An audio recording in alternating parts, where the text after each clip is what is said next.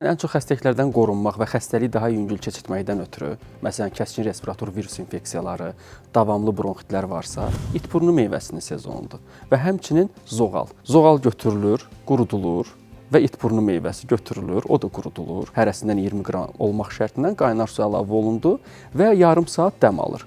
Məsləhət görərəm ki, gecədən dəmə qoysunlar, səhər duranda, səhər və axşam yeməkdən öncə daxilə qəbul etsinlər. Xroniki bronxit var, bəlğəmin hasilatı alınmırsa, turpun özünün içərisi ovulur, içərisinə bal qoyulur və sonra onu gözləyirik. Gözlədikdən sonra onu şirə şəklində istifadə edə bilirik.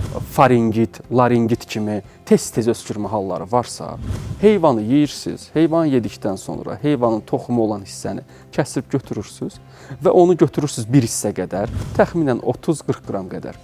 Üzərinə yarım litr qaynar su əlavə edirsiniz və çay yerinə gün ərzində bunu istifadə edirsiniz. 2 həftə istifadə etmək kifayət edir.